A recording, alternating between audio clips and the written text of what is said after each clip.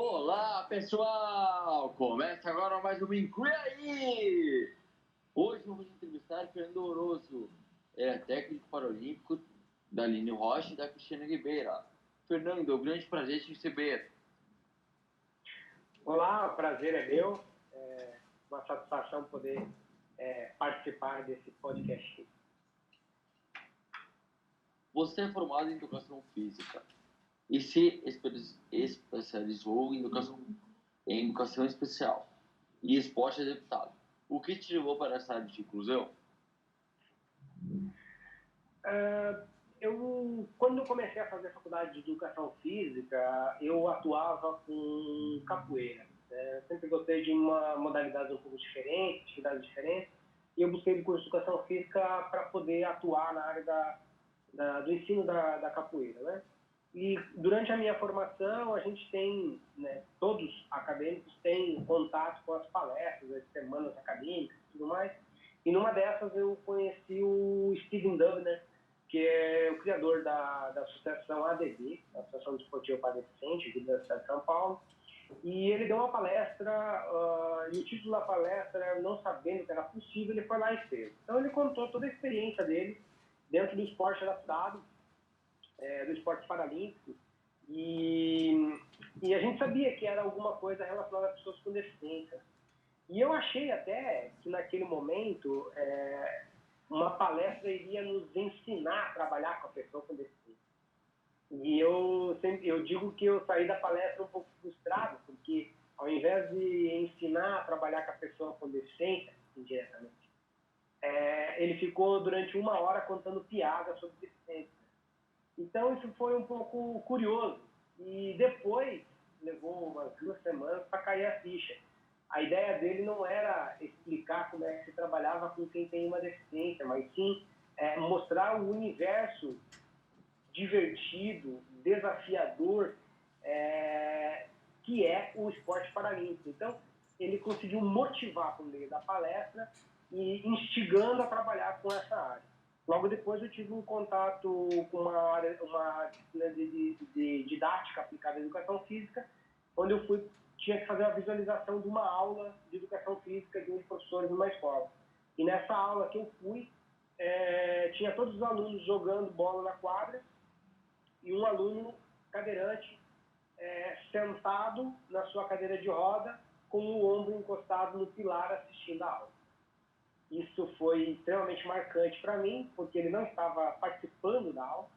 E aí eu me coloquei à disposição da escola, entrei em contato com os pais desse aluno, e para fazer um trabalho de adaptação, na época da capoeira, para a cadeira de roda, jogando capoeira só a cadeira de roda, e fazendo uma aula de educação física quase que particular a ele, com algumas interações com o resto do grupo. Então foi um momento de investigação, de buscar e entender as possibilidades na cadeira de roda. E aí no ano seguinte já fui chamado para fazer um trabalho de capoeira dentro da APAI, da cidade onde eu morava, já estava em Santa Catarina, e lá conheci um outro profissional que juntos a gente criou uma associação para pessoas com deficiência na nossa região. E aí, terminando o curso de Educação Física, fui para a área da Educação Especial. Trabalhava no MAPAI, trabalhava com pessoas com deficiência, queria fazer uma especialização rápida, e aí eu fui para a especialização em Educação Especial, mas a minha especialização eu não concluí. Eu não fiz o trabalho de conclusão de curso. Fiz tudo, aprendi pra caramba, mas não fiz a conclusão do curso. E aí surgiu uma nova oportunidade de fazer uma especialização em esporte adaptado. Dessa vez aqui em São Paulo, pela Universidade, na época, Gama Filho, depois finalizou com a Estácio do Sá, com a transição das universidades. E foi nessa oportunidade que daí realmente eu finalizei o curso, e aí eu pude aprender muito mais sobre esporte paralímpico, já trabalhava com esporte paralímpico, mas isso me deu uma bagagem bem importante para avançar dentro do universo do paradesporto de fato. Olha, esse curso de educação física é muito legal. Quando eu estava na escola, eu adorava educação física, todos os esportes eu adorava, handball, futebol, basquete e outros esportes, adorava. E eu tenho um amigo meu que se formou ano retrasado em educação física. Ele adorou e ele faz aqueles cheese de torcida livre, sabe? Muito legal, muito legal. Acho muito legal a educação física. A educação física, infelizmente, dentro da escola, ela é muito limitada. Infelizmente, a grande maioria dos profissionais, isso, graças a Deus, está mudando, mas a grande maioria dos profissionais são muito restritos a algumas modalidades esportivas. E quando a gente abre o leque, a gente não só aproxima mais alunos, como proporciona possibilidades de uma carreira esportiva que não seja aquelas modalidades convencionais. Eu, na minha época, que eu fazia educação, que eu estudava no ensino fundamental, ensino médio, a gente tinha lá no início do ano, o professor montava lá 4 bimestres, uma modalidade por bimestre. Fazia 4 ou 5 aulas da modalidade planejada e voltava a fazer futebol para passar o tempo. E isso é uma coisa que me incomodava, porque a educação física não é só isso, né? Raramente a gente ia para a sala nos dias de chuva para fazer jogos de tabuleiro. E a importância dos jogos de tabuleiro para o desenvolvimento do raciocínio lógico, elaboração de estratégia. Então, quando eu estava fazendo educação física, eu queria ter um universo mais amplo. E quando eu atuei como professor de educação física, eu cheguei em um único ano, eu trabalhei 13 modalidades esportivas com os alunos da minha escola. 13! Eu aumentei a responsabilidade de uma forma muito grande do próximo profissional que ia atuar naquela escola. Porque nos primeiros 2, 3 meses, a briga é: por que tu não ensina futebol? Nos últimos meses, a briga é: professor, eu quero mais uma aula de badminton, eu quero jogar xadrez. Pô, mudou muita coisa. Né? E dentro desse universo, eu sempre procurei levar o esporte paralímpico como uma alternativa, para eles pelo menos conhecer e respeitar as diferenças de quem tem uma deficiência. Então, era possível incluir os alunos com menos habilidades, não necessariamente com deficiência, mas com menos habilidades, em modalidades novas. Então, isso era muito legal. Isso era muito legal. E eu acho que a educação física tem esse papel de abrir o leque e não limitar-se àquilo que o aluno acha que ele quer aprender. O conhecimento do aluno é limitado, o professor tem que se propor isso. Né? Então, quando a gente abre o leque, é muito legal, muito bacana. Há 10 anos você trabalha com esporte paralímpico, do alto rendimento. Como foi sua transição para o esporte de inverno? Foi curioso porque quando eu fiz a minha especialização no esporte adaptado, nós tivemos uma disciplina sobre esporte de inverno. Mas passou, não era um professor com conhecimento específico na área do esporte de inverno, esporte na neve. E dentro da minha área da corrida em cadeira de roda, a gente via muitos atletas, corredores em cadeiras de roda dos Estados Unidos, da Rússia principalmente, alguns suíços, japoneses. Eles praticavam o ski cross country como uma modalidade paralela ao atletismo. Então, claro, os países nórdicos, eles têm um inverno muito rigoroso e aí para eles esquiar é uma alternativa legal. E então, em 2014, foi o ano que teve os Jogos Paralímpicos de Sochi e teve a participação do primeiro brasileiro na modalidade paralímpica, que foi o Fernando Aranha, no ski cross country, e o André Sintra no snowboard. No caso, o André Sintra esquiava em pé, né, no snowboard, e o Fernando Aranha na posição sentada. Eu comecei a pensar, pô, que legal, se tem a possibilidade de um brasileiro fazer esqui, eu quero conhecer um pouco mais, sempre querendo o diferente, né? E aí a gente esperou, a gente foi até os Jogos do Rio, participamos dos Jogos do Rio, e passando os Jogos do Rio, pensei, bom, vamos buscar mais esse novo investimento, esse novo universo de trabalho, seja para complementar o trabalho da atletismo, como também abrir as portas para uma modalidade extremamente nova no Brasil. E aí, procurando a Confederação de Desporto na Neve, eles foram muito receptivos, já quiseram fazer um investimento na Aline, abriu as portas de uma forma muito legal, isso a gente teve uma conversa, foi em outubro de 2016, em dezembro nós estávamos, em final de novembro, no dia 25 de novembro, nós estávamos indo para a Suécia fazer uma temporada de 20 dias na neve, foi muito rápido o processo. E o que fez com que eles, até esse primeiro contato foi bem engraçado, porque eles não tinham um treinador de ski cross country sentado, eles tinham conhecimento do esporte na neve, um pouco de conhecimento do esporte paralímpico, tanto pela experiência do Fernando Aranha, como o treinador que acompanhou o Fernando Aranha, e eu levei o conhecimento do esporte para a pessoa em cadeira de rodas. Então eles falaram assim, a gente não quer só você e a Aline como atleta, a gente gostaria de saber se você, com o seu conhecimento no alto rendimento, Jogos Paralímpicos de Verão no Rio, você poderia atender outros atletas em cadeiras de roda e paralímpico. Falei, eu topo, é um desafio, eu quero conhecer a modalidade, mas eu topo.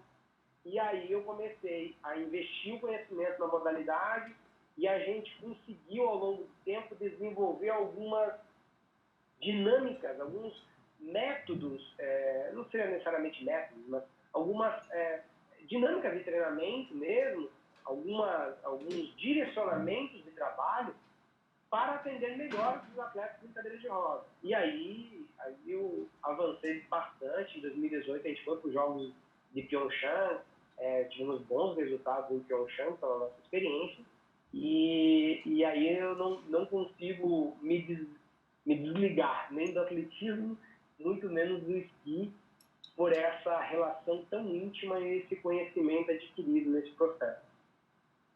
Olha, tomara que o Brasil traz medalhas no ano que vem, quanto no esqui e quanto no atletismo. Vamos torcer muito. Tomara. Eu acredito que é possível. Tudo é possível. A Confederação Brasileira de Esportes da Neve tinha interesse em expandir a modalidade em território nacional. Além de trabalhar com atletas com outras deficiências, como anda esse projeto? A primeira iniciativa da CBDN foi no ano de 2014, logo que estava 2013, 2014, quando teve a questão do Fernando Aranha, a evolução, os Jogos de Sochi, e eles também tiveram, dentro do movimento paralímpico, nós temos a Fundação Agipes, é uma fundação internacional que ela destina recursos para o desenvolvimento de algumas modalidades esportivas em países onde as modalidades não estão se desenvolvendo. Então, é claro, no Brasil, país tropical, o investimento para aumentar o esporte, para proporcionar o esporte de inverno, era uma alternativa super legal. Eles fizeram um projeto na cidade de Jundiaí e teve ali várias pessoas com deficiência nesse primeiro contato e ficou restrito a isso. Quando eu comecei o meu trabalho em 2016, eu peguei alguns desses atletas de Jundiaí e colaborei para o desenvolvimento deles de uma certa forma, auxiliei a CBDN também em estratégias de expandir esse projeto. E eu falei que 2018 era um ano-chave, que com os Jogos de Pyeongchang, a mídia ia falar muito dos Jogos Paralímpicos de Inverno. A gente entende que no Brasil se fala pouco de Jogos de Inverno, né? Não temos neve e tudo mais, é totalmente compreensível. Mas haveria uma certa abordagem sobre o esporte de inverno, e que nós chega a aproveitar isso para expandir a modalidade. Então a gente novamente conseguiu um projeto junto à Fundação Agipes e com esse recurso, mais investimento próprio da CBDN, adquiriu-se equipamentos e criou-se 3 núcleos de ski cross country no Brasil em cidades diferentes. Dentro desse mesmo processo, eu me aproximei de uma empresa fabricante de cadeiras de roda e nós desenvolvemos um equipamento que é um sit-ski, que é o equipamento usado por atletas em cadeiras de roda, um atleta compacto sentado, e nós desenvolvemos um equipamento super versátil que possibilita tanto uma criança como um adulto entrar no equipamento e a se desenvolver na modalidade. E esse foi o carro-chefe, que desenvolveu o equipamento. O Super Verstappen abriu 3 núcleos e tinha condição de fomentar por um ano. Já nesse processo, nós ampliamos para mais de 20 atletas competindo na posição sentada no Brasil. O que é um número muito importante, muito interessante. Então, eu trouxe um pouco do conhecimento, do meu contato com o mundo do universo paralímpico, para que esse projeto avançasse. Com a proximidade dos Jogos de Tóquio, eu me afastei um pouco desse processo organizacional da CBDN, porém ainda continuo auxiliando, e a CBDN deu novos avanços. A gente conseguiu fomentar legal o ski cross country, mas eles iniciaram no último ano um projeto também do snowboard para mais atletas. Então hoje existe um núcleo de snowboard na cidade de Canela, no Rio Grande do Sul, onde tem uma pista de esqui alpino indoor, né, fechada, e os núcleos do ski cross country, que nós estamos com 4 ou 5 núcleos no momento. E agora a gente se aproxima dos Jogos de Pequim. Então, a gente sai do universo onde nós tínhamos 5 atletas competindo na posição sentado, e hoje temos, no cross-country, mais de 20 atletas competindo na posição sentado, alguns atletas competindo na posição em pé, que é um pouco mais complicado, e o projeto de snowboard paralímpico também. Então, com um orçamento muito restrito. Então, é bem legal esse projeto, ele está avançando, porém eu tenho comentado que a gente tem que abrir mais o leque, porque esses 5 núcleos ainda estão no estado de São Paulo. A gente precisa expandir para outras cidades, para outros estados e atingir o Brasil como um todo. Não interessa se a pessoa é do Recife, se é do Amazonas, de Manaus, ou se ele é do interior de Santa Catarina. A gente tem que abrir esse leque. E as entidades que trabalham com o esporte paralímpico é um diferencial, e esse é o grande macete, porque no universo olímpico, o clube, geralmente ele trabalha com uma ou duas modalidades. No Paralímpico, o clube é de pessoas com deficiência de esporte paralímpico, ele trabalha com muitas modalidades. Então esse é o ponto-chave, é buscar essas entidades, dar mais uma modalidade, dar uma estrutura e expandir ela para o Brasil todo. Então ainda é um processo, mas estamos bem avançados. Conte para a gente como você planeja os treinamentos de cross-country. É um país sem neve. Essa pergunta ela é sempre presente. Os alemães, há muitos anos atrás, eu acredito que na década de 50 ou de 60, a Alemanha ela tem um período de neve, mas ela tem como ela é um pouquinho mais abaixo dos países mais nórdicos mesmo, eles têm um período de verão um pouco prolongado. Então tem um período que eles não têm tanta neve. Então eles desenvolveram um sistema de rodas para treinar no asfalto. Esse sistema é chamado de roller ski. Só que isso para treinar os atletas olímpicos, evidentemente. Porém, nos países nórdicos, eles usam o roller ski nesse período de verão. Existem competições de roller ski, mas muitas vezes o primeiro contato desse atleta ele é feito na neve.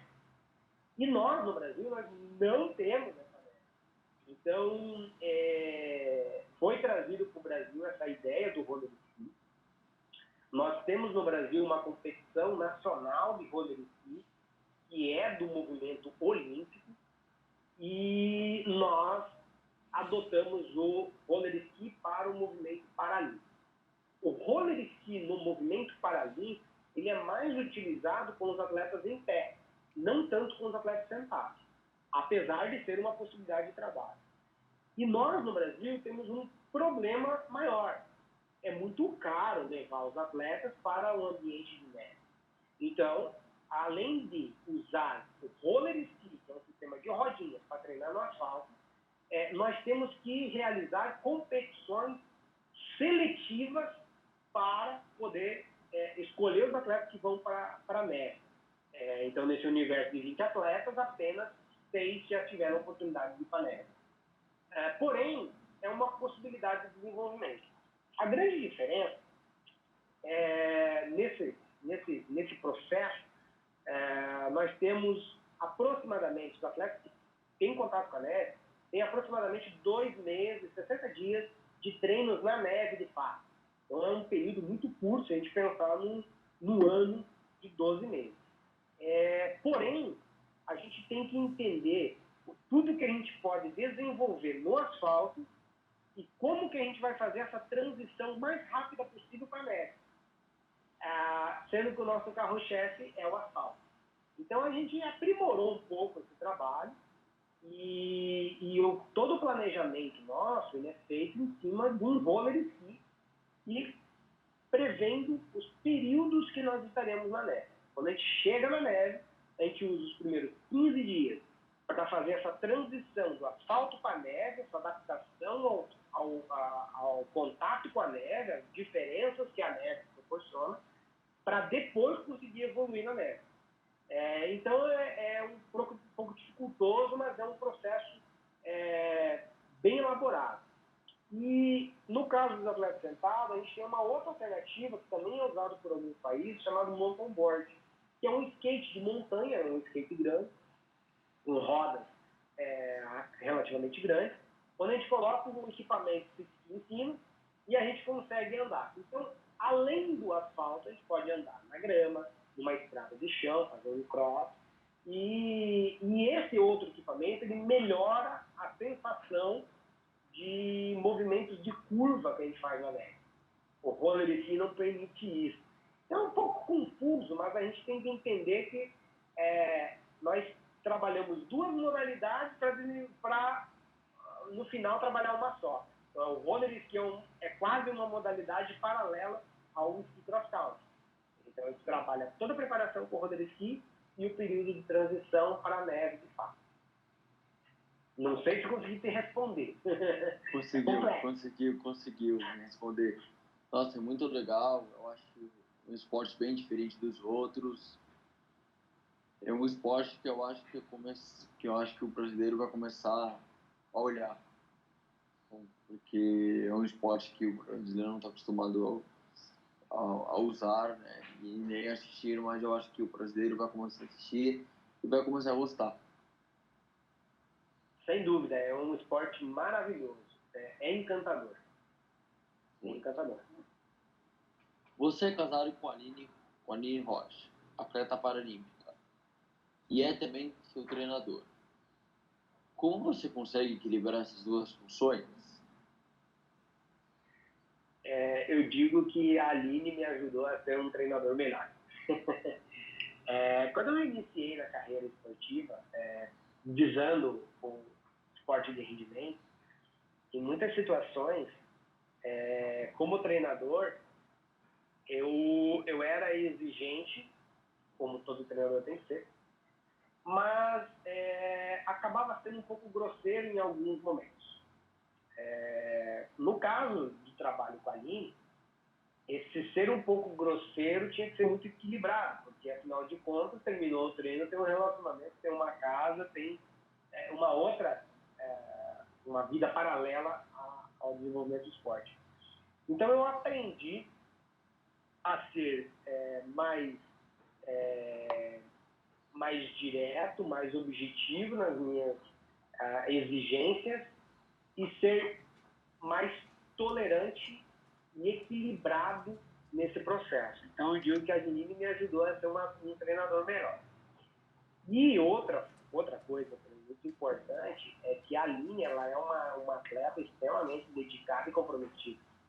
Então ela faz praticamente tudo que eu quero do jeito que eu quero.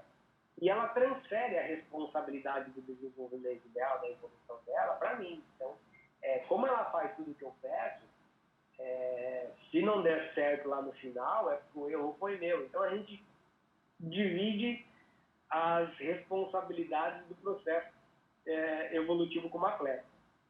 Então, isso é a parte mais legal. Então, é difícil a gente simplesmente dividir, ó, aqui eu sou treinador, cala a boca, faz o treino. Não existe isso. A gente tem que ser equilibrado, mas a gente consegue dividir bem, Depois de um tempo, a Aline começou a dizer que eu mando no treino e ela manda dentro de casa. Então, a gente se diverte um pouco com relação a isso, mas tem sido muito produtivo, muito bacana, e por tudo que eu preciso crescer como treinador para proporcionar a ela um melhor desempenho, faz de mim também um treinador melhor, não apenas na abordagem com o atleta, mas em estratégias de desenvolvimento do atleta como um todo. Eu gosto muito dessa realidade que a gente vive. Eu gostei muito de entrevistar ela também. Foi muito bacana também. Sim, foi muito. Não posso estar falando muito, né?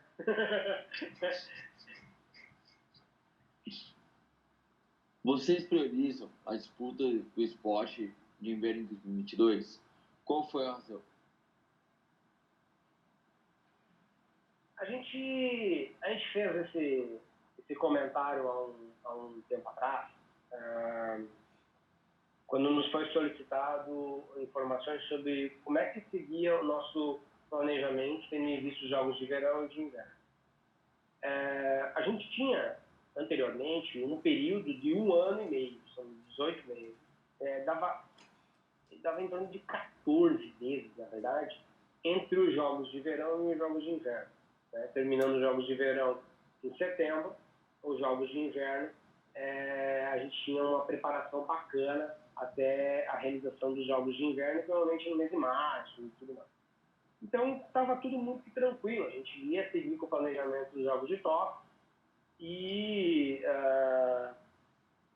depois, mesmo trabalhando sutilmente o esqui, depois a gente tinha um tempo bom, porque a condicionamento físico ele é muito similar, o que diferencia um pouco a parte técnica. Então, a gente tinha um tempo para trabalhar a parte técnica específica e chegar bem para os jogos de Pequim.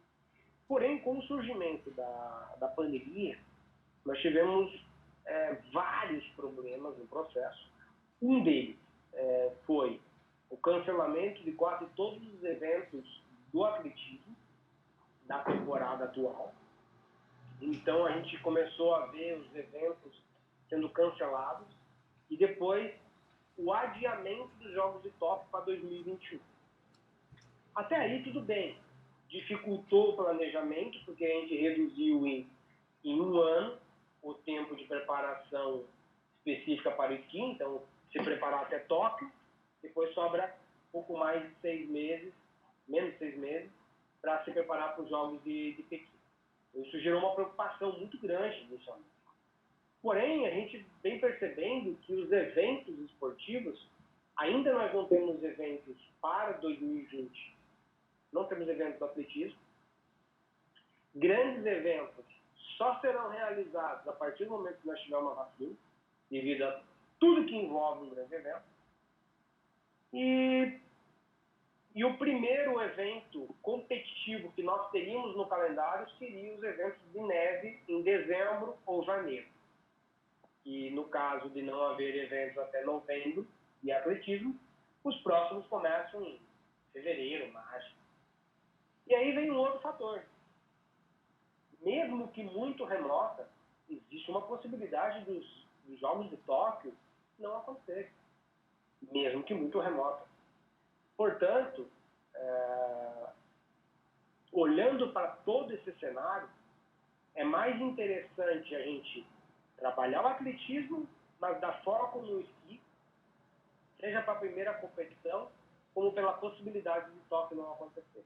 E a gente chegar melhor preparado para os Jogos de Pequim, porque se nós chegar no mês de janeiro, fevereiro, e os Jogos de Tóquio forem cancelados, a gente segue um trabalho de planejamento no esqui muito mais confiante pelo tempo de preparação. Não é fácil lidar com duas modalidades, mas esse foi o motivo da gente direcionar a prioridade para o esqui cross country. Primeira competição em dezembro é esqui cross country, ainda não foi cancelado. e uma remota, mas possível, cancelamento dos Jogos de Tóquio. E aí a gente segue para Pequim.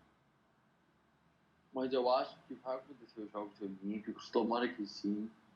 Chegando essa vacina, as coisas vão melhorar bastante. A gente tem uma expectativa, a gente quer ser otimista em relação a isso. Porém, o que a gente tem nos deparado é com as dificuldades relacionadas à vacina, né? O tempo de aprovação da mesma para realmente, ela é eficiente, está dando resultado, mas até ela chegar às pessoas vai levar um pouco mais de tempo. Talvez isso pode atrapalhar alguns planos. Então a gente está se antecipando nesse aspecto, naquilo que está ao nosso alcance. Não deixamos, não ignoramos os Jogos de Tóquio, mas sabemos que é mais provável acontecer Pequim 2020 do que Tóquio 2021. Evidentemente, torcendo para que haja Tóquio, mas pode acontecer. Não queremos ser surpreendidos com a notícia triste. Você acredita que o Brasil tenha condições de evoluir e chegar ao pódio no esporte de inverno? Sim, totalmente. Em Pequim, em Pyeongchang, houve um resultado assim, extraordinário por parte do Christian. Né? Eu até fazendo uma correção, eu não sou o treinador do Christian. Eu atuei nos últimos 2 meses de preparação para Pyeongchang. O treinador dele é o professor Alexandre. E faz um trabalho fantástico. E a gente chegou nos Jogos de Pyeongchang e ele conseguiu a surpreendente 6º lugar. E um 6º lugar nos Jogos Paralímpicos para um moleque que tinha 14 anos, 15 anos, é algo extraordinário. Então cria uma expectativa muito grande. No ano seguinte, no final do mesmo ano, em dezembro de 2018, tanto o Christian como a Aline conseguiram a primeira medalha em uma Copa do Mundo de Ski Cross Country. Nós temos 3 etapas da Copa do Mundo por temporada. Na primeira delas, foi conquistada uma medalha. No caso, o Christian conquistou 2, uma de bronze e uma de prata. A Aline conquistou uma de bronze. No ano passado, o Christian novamente conseguiu uma medalha e com um diferencial nas competições da temporada 2019, 2020, os russos estavam participando normalmente. E os melhores esquiadores sentados são russos. E nessas competições ele conseguiu medalha novamente. Então, com a presença dos russos, quase todos os atletas, um nível de desenvolvimento muito elevado, o Brasil chegou no pódio numa Copa do Mundo, isso mostra que as condições de conquistar uma medalha nos Jogos Paralímpicos, já em Pequim 2022, elas são muito reais mesmo. Então, toda a equipe CBDN tem um planejamento que está colocando nós nessa disputa pela medalha. E isso é muito motivador. E eu acredito que essa primeira medalha em Jogos Paralímpicos de Inverno vai mudar muito o cenário da modalidade no Brasil. Como você estava falando, as pessoas ainda vão conhecer, as pessoas ainda vão ver essa modalidade de uma forma um pouco mais interessante e importante. E a conquista da primeira medalha, ela é talvez um divisor de águas nesse processo. E eu acho que nós vamos chegar lá. Acho que tem total potencial para isso. E talvez não seja só um. Seja vários. Mais que um. Uhum. Antes de passar para a próxima, só um pouquinho nessa que eu li para você. Queria saber uma coisa. Qual seleção que bate com o Brasil, fora a Rússia? No ski cross country, existe... a Coreia do Sul fez um trabalho extraordinário, que começou com pouquíssimos atletas e chegou a ter um atleta medalhista em Pyeongchang, até porque os provas foram realizados lá. A Rússia é um país extremamente forte e nos Jogos de Pyeongchang não tinha homens da Rússia competindo. Então isso muda um pouco o cenário. E os países com maior tradição no esporte sentado, no esqui cross-country sentado, ainda tem a Ucrânia, a Alemanha e Estados Unidos. E é claro que a China, como sede dos próximos Jogos Paralímpicos, tem feito um trabalho muito bom também de desenvolvimento sentado. Então, não dá para dizer que existe um país que é o nosso grande concorrente. Esses países se revezam no pódio. O que nos deixa muito felizes é que nesse revezamento o Brasil está aparecendo. Então, isso nos motiva muito. Daqui da América do Sul só tem o Brasil ou outros países? Aqui na América do Sul, até é curioso falar que o melhor lugar para esquiar, fazer esqui cross-country, principalmente sentado, é na cidade de Ushuaia, na Argentina. E no ano de 2018, nós levamos um grupo de atletas para a Argentina para fazer um trabalho de treinamento, e alguns atletas estavam tendo a primeira experiência com a neve. Nessa oportunidade, nós levamos aquele equipamento que nós desenvolvemos aqui no Brasil, levamos para a Argentina e permitimos que atletas pudessem treinar no nosso equipamento lá na Argentina.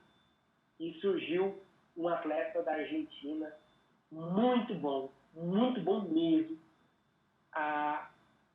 E eu acredito que logo a Argentina entra de uma forma bastante legal nessa briga por excelentes resultados no esqui cross-country. Então, é curioso, mas nós levamos um trabalho de esqui cross-country para a Argentina no Paralímpico. E o próprio movimento olímpico, ele é muito sincronizado, Brasil, Argentina, Chile. E o Chile também tem um trabalho, mas um pouco mais restrito. Mas a Argentina pode ser um país que tem um atleta lá fantástico, muito bom, na cidade do Ushuaia, que é o Nico, que é um menino muito bom. Tive orgulho de ensinar ele a esquiar. Os primeiros passos, pelo menos. As primeiras bastonadas. Que legal. Você tem uma frase bem marcante que diz: o que a gente pode mudar é o impossível. Qual conselho você daria para os jovens para-atletas que estão iniciando a sua vida esportiva agora?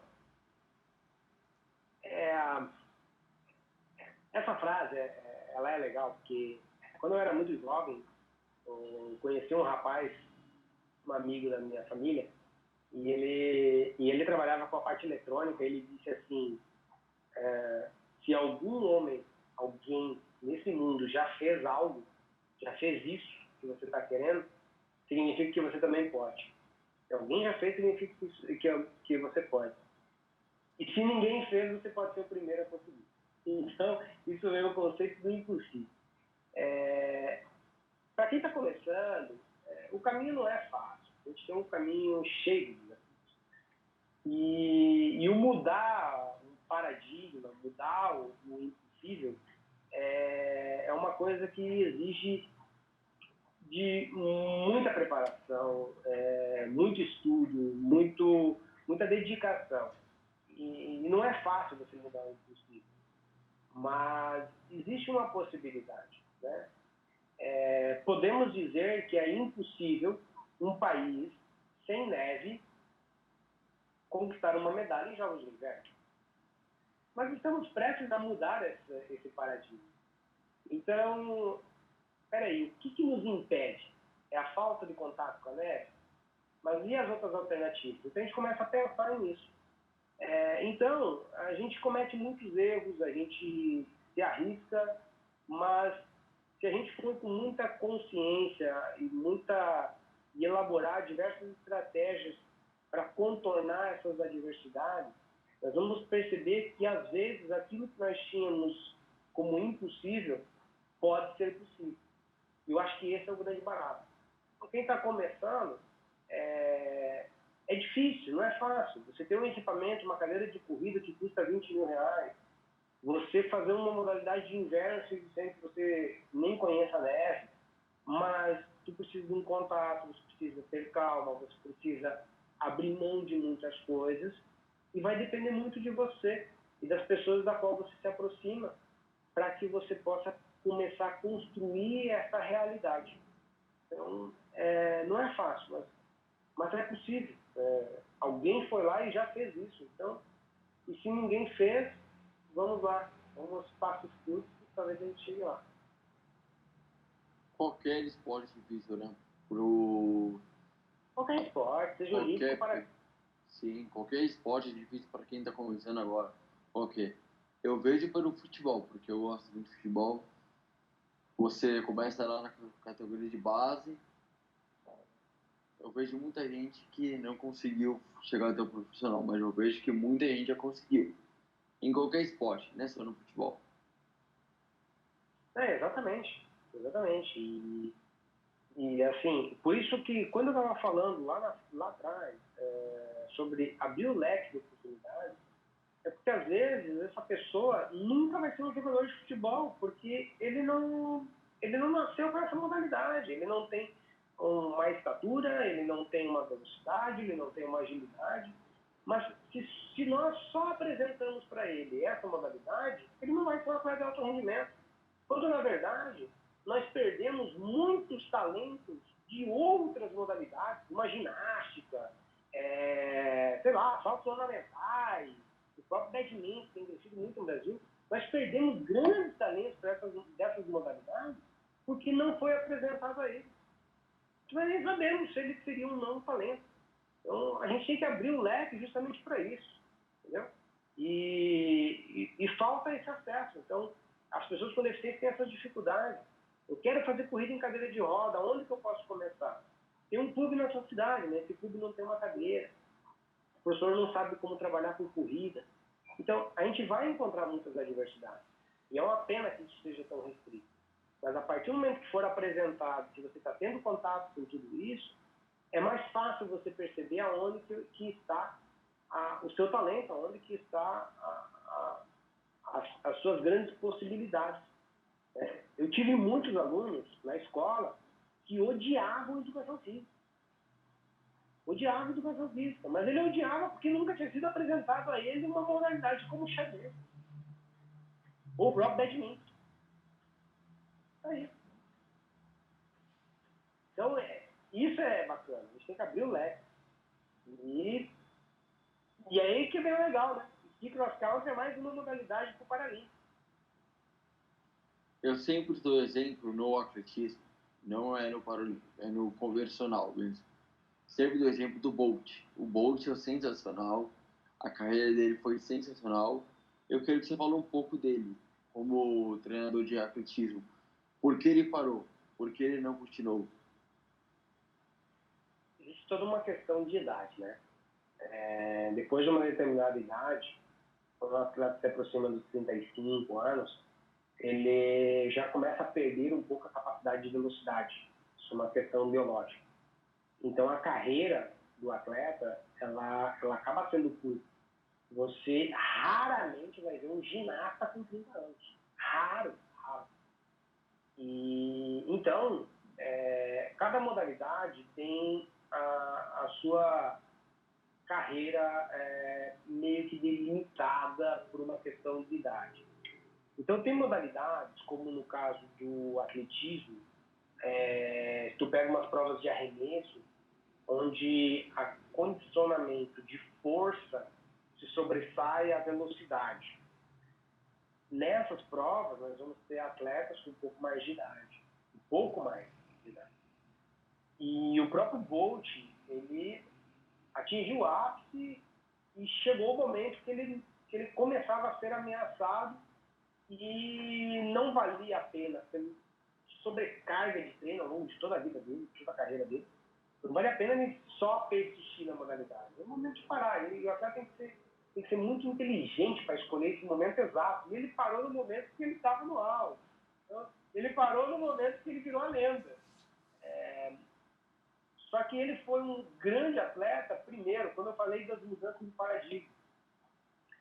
ele é o recordista mundial mais alto na prova de 100 metros, pela altura dele. Então, quando você olha um cara com a altura dele, você diz assim, esse cara não serve para 100 metros, porque ele é muito alto. Ele vai ser melhor que uma prova de 400, 200, porque ele precisa ser mais frequente e ele é muito grande, ele se torna lento para sair do alto. Só que esse cara rompeu um paradigma.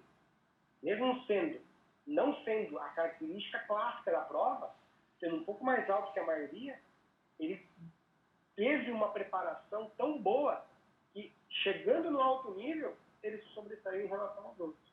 E aí a gente fica agora olhando e percebendo que outros atletas com estatura semelhante à do Bolt estão aparecendo. E aí, possivelmente, novos atletas, novos Bolts vão surgir, talvez não correndo na casa dos 9,58, mas com um grande desempenho, assim como o Bolt, com as características que o Bolt apresentou. Então, ele faz parte desse cenário das mudanças de paradigma. Ele é um cara que rompeu o impossível. É um cara sensacional. Qual a importância da sua família na sua carreira? Bom, minha família, eu tive, por um lado, eu tive um pai, tenho um pai, que me incentiva muito e quase que não me colocando limite nas coisas que eu vou fazer. Então ele me incentivou muito a arriscar.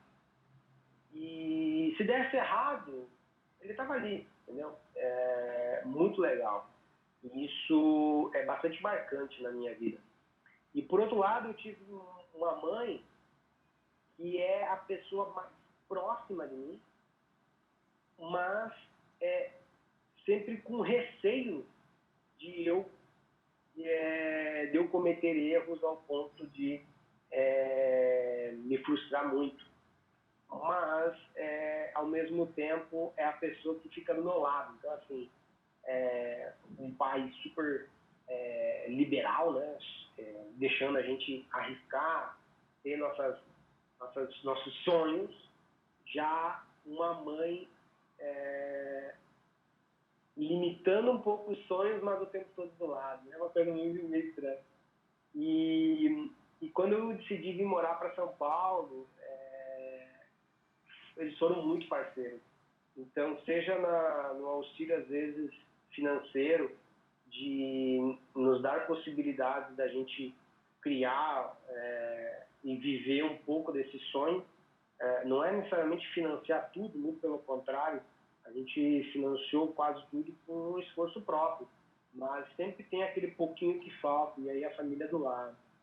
E o restante da família, que vai além de pai e mãe, sempre incentivando muito e vibrando a cada conquista. E como treinador, ter uma família vibrando pela conquista é legal, porque normalmente isso é mais comum do atleta, não tanto do treinador, né? É claro que toda família incentiva o sucesso profissional, mas isso é legal. O que eu tenho com a minha família é muito bacana. Alguns não tão próximos, diferente da minha mãe, diferente do meu pai, um pouco estranho o número de viagens que a gente acaba fazendo pelo mundo afora. Mas como é que tem condição de viajar tanto? Então, assim, às vezes as pessoas acham que a gente viaja como um turista viaja, né? Quer dizer, quando um turista pensa que ele vai gastar $100 no restaurante por dia. Quando a gente viaja, a gente pensa que nós vamos no mercado comprar alface, pão e frios para fazer o sanduíche para comer no quarto do hotel, porque a prioridade nossa é outra. Então é uma diferença bem grande de orçamento e às vezes tem dificuldade para entender isso. Então, a gente está em tudo que é canto, viajando 4, 5 vezes para fora do Brasil no mesmo ano, com recursos próprios, mas de uma forma bastante restrita.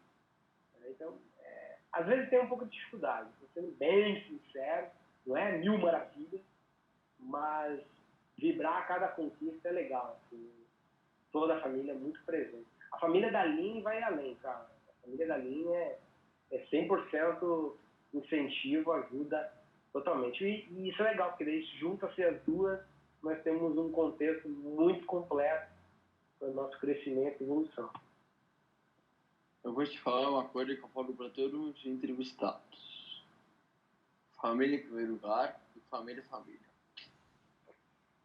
Família é família. A gente sempre vai ter nossos problemas, vai ter nossas dificuldades, mas vão estar sempre do nosso lado, de uma forma ou de outra, vão estar juntos. Vão estar juntos. E não só a família, né? Às vezes a gente tem amigos que se tornam família. Tem famílias inteiras que quase que nos adotam por sentir uma vibração boa ao nosso lado. E isso vai além. Isso vai além. Né? Isso é espetacular. Nós somos muito bem abraçados aqui em São Paulo, eu, Aline. Fomos muito bem abraçados aqui na cidade de São Paulo, Caetano, por amigos que fizemos aqui e que quase que nos adotaram. Né? A gente tem mais do que uma família, a família de sangue e a família que a gente constrói aí com os amigos. Qual o seu plano tático nos seus treinos? Conte para a gente. Bom, toda a preparação do atleta passa por etapas complexas, vamos dizer assim. A grande dificuldade dentro do meu processo é estar lidando com duas modalidades. Eu me permite trabalhar duas modalidades com a Aline, porque as duas modalidades elas se complementam. Mas a gente tem que se aprofundar muito no conhecimento técnico de cada uma. Então, eu sempre gostei muito do movimento muito bem executado. Então, uma das características do meu trabalho é que quase a metade do meu treino são exercícios, que eu digo exercícios educativos, que nos aprimoram a execução técnica do movimento.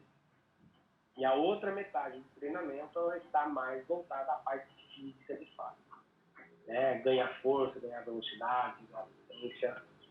Mas eu gosto muito desse trabalho do educativo, porque existe um comentário muito comum nas transmissões, principalmente televisivas e até por rádio, difusão, que quando o atleta está muito perto do final do jogo, de uma competição, os comentaristas acabam dizendo assim: agora não tem mais técnica, não tem mais força, não tem mais técnica, não tem mais coordenação, agora só tem força, é a garra, e vai com garra para o final. Não é garra. Ali é onde se sobressai a técnica. Porque quando a gente está no nível de exaustão, a capacidade de força, de velocidade, de coordenação, elas ficam muito prejudicadas. Quanto mais aprimorada é a técnica do atleta, mais eficiente é o gesto motor. Então, mesmo não tendo uma condição preservada para o máximo de potência, aquele gesto muito bem executado ainda tem um resultado muito importante. Então, por conta disso, eu acho que no momento da exaustão, o que se sobressai não é a garra, é a técnica. E é claro que o atleta está carregado de muita adrenalina. Na reta final, ele tem que dar o máximo dele. Mas se nesse máximo ele descoordenar, esse máximo é insuficiente. Esse máximo tem que ser, no mínimo, coordenado. Pode não ter tanta força, pode não ter tanta potência, mas essa coordenação vai levar ele numa condição mais perfeita para um resultado mais satisfatório. Então, eu acho que isso diferencia bastante. Por isso, eu gosto muito de trabalhar essa questão coordenativa. E às vezes, até o atleta, eu estou perto do final do treino, o atleta está cansado, ele já não consegue coordenar direito, já não consegue executar bem o movimento, eu digo, respira, 5 minutinhos, vai fazer um exercício educativo. Aí eles ficam loucos, ele tem que acertar o gesto do educativo. E aí vai automatizando esse movimento dentro da perfeição. E chega no final de prova, ele ainda consegue ter um pouco de equilíbrio e consciência do que ele está fazendo. Mesmo exausto, a cabeça tem que estar preservada e o gesto tem que sair o mais perto da perfeição. Fernando, foi um grande prazer te receber aqui. Gostei muito do nosso bate-papo. Espero que você sempre volte. E antes de terminar, eu queria fazer um convite para você. Seguir minha página lá no meu Instagram, @meincluiaí. Eu estou no Spotify, no YouTube e no Twitter. Espero sempre que você volte. Obrigado, eu agradeço pela oportunidade. Eu acabo falando aí, emendando histórias, falando pra caramba. Mas é um prazer falar. Falo tudo isso porque tem muito amor no que eu faço. Até o próximo podcast. Me inclui aí pro Neto Tablet. Valeu! Valeu. Olá, foi muito legal a entrevista, adorei. Foi mesmo. Que bom! Sim. Aline, quando vai pro ar? Dia 7 de dezembro. 7. Beleza. 7 de dezembro, ótimo. Isso. Eu mando, quando for, eu mando o link avisando. Tá bom, perfeito. Talvez nessa data nós vamos estar na Europa. Possivelmente, se não mudar os planos, a gente vai ter competição. Ah, se Deus quiser, não vai mudar Se não. Deus quiser. Se Deus quiser. E a gente quer, né? Olha, se você tiver outros paralímpicos, técnicos para entrevistar, eu estou à disposição mesmo, tá bom? Que legal, né? Que legal. Vamos pensar aí, de repente, vamos pensar em alguém aí Vamos pensar mesmo. que possa completar bastante aí o trabalho de vocês. Aham. Muito obrigada. Obrigado.